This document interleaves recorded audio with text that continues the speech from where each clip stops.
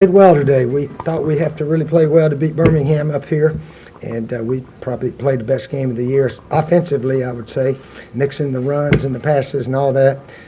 Left a few points out there on some drives that irritates me a bit, but I guess that's going to happen sometimes. But yeah, our defense played well. They gave up 2 drives and 14 points, but that's a pretty good day's work. So proud of the team. Our kicker, Elliott Fry, he hadn't missed yet. So he's, 11 for 11? Pretty good kicker. Punter's pretty good. We've got a pretty good team if we can stay in focus, and stay within ourselves. So hopefully our guys want to achieve a lot this year because I think we have a chance to. Coach, Davion Smith had 119 yards on the ground today. First 100-yard rusher for your team this season. Yeah, we gave Davion a game ball, and he's a good back and breaks arm tackles as he's running up in there. Our offensive line run blocking was really good today. Pass blocking was pretty good also.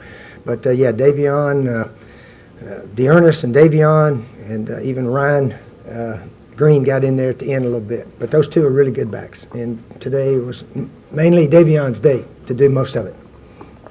Birmingham put in a new quarterback after Perez did that pick six, and y'all allowed 2 touchdowns. But how do you feel about your defense being able to adjust to a new QB who you probably didn't really spend a lot of time on this past week?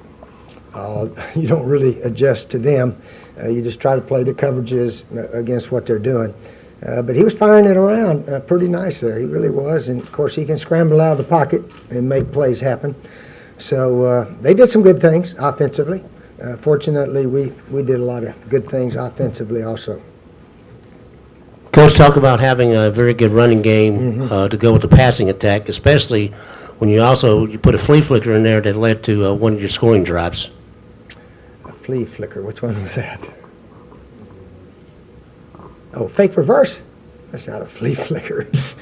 A flea flicker is when you throw it out sideways and he catches it and throws it. No, it's just for some reason that little old fake reverse play seems to make some yards. And, of course, Davion broke 1 or 2 tackles or made a nice cut.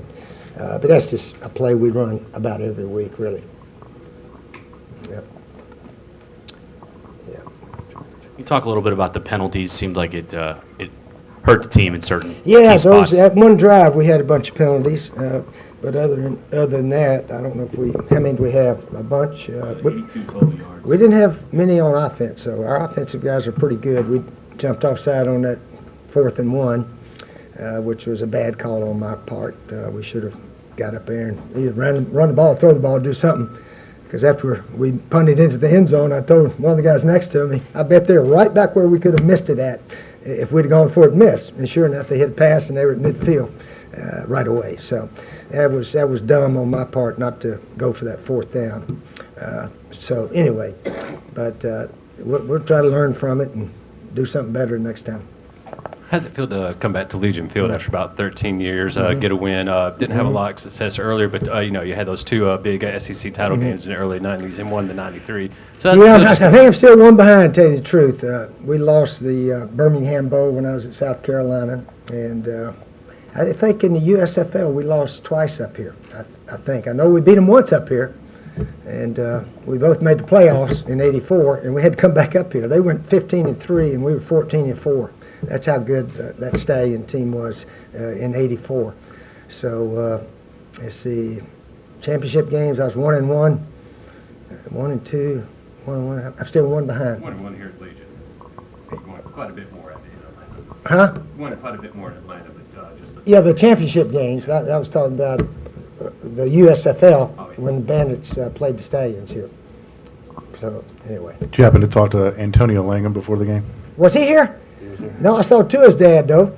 Yeah, he was up at the Heisman. Got to know him a little bit. He's an interesting man and good personality guy, so forth. He told me we're going to have a good day throwing. I said, I'm going to wait and see, but he seems to have been watching us play. So Y'all had 5 drives of more than 65 yards, kind of mixing it up with pass and run. Can you talk about how y'all dictated the tempo and just? Well, the one thing I try to always do is call the ball plays that are on the sheet, and we had a ton of them on the sheet. And fortunately, we hit most of them early, first drive. I think one got batted down. And Garrett's good with the ball. I mean, normally you worry something bad's going to happen, a sack, a fumble, a tip. I don't think, has he thrown an interception this year yet? No. Not yet. So he's pretty good with the ball. And the running backs, they take care of the ball also. So that's why we're 5-0 with this ball security and quarterback and running backs and all those guys are really taking care of the ball well. Hey, Coach, how you doing? Yes. All right. Where are we at? I'm over here. Over here. Left corner. Okay, yes, sir. Hey, Coach, I was surprised you didn't see Antonio Langdon on here on your guys' sideline. But how do you think Gilbert's commanding your offense makes it move as smooth as it was moving today? Yeah, he's a good passer. I've said that all along, and we're getting some guys open, and he knows where to throw it and when to throw it and so forth. And we missed a few that we think maybe we can hit in the future, but he hit some that was very sticky. And of course, Charles Johnson, he catches everything. So we got good receivers, and he's an excellent quarterback. He really is. I would guess he's going to get an opportunity in the big leagues after this season. But he's committed, like all of our players, to trying to make the most we can out of this year with the alliance with the Orlando Apollos. So he's done an excellent job. Practice all week. He's been voted captain, I think, every week so far. So he's got a good commitment. That's obviously what you want your quarterback to be, one of the good teammates and all that.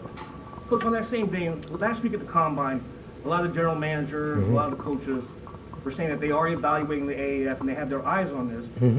What is your message to the players to keep them motivated that, hey, they could get the chance to go up there back to the NFL? Well, they know that.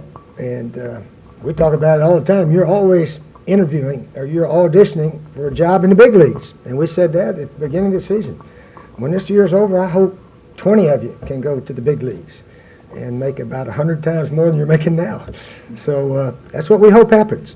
And if that happens, then we'll find another bunch of guys and hope it happens for them the next year. Coach, you said a minute ago that you got to know Nalu, Tagovailoa, the Heisman, and just having coached in the conference. What do you think of Tua, his going into his junior season and then even beyond that? Tua, he's an excellent passer also, and that's why their pass offense is above most people, is because Tua throws a nice catchable ball and so forth. And yeah, he's definitely the favorite for the Heisman this year. And so anyway, he's an excellent player and wonderful young man. Okay. Coach, you having fun again being at your element? What's that now? Right here. What's the question? You having fun again being at your element? Well, we're 5-0. You know, if we're about 2-3, I'd say no. But yeah, we got a good team. We got a good team. They listen, and that's the fun part of coaching.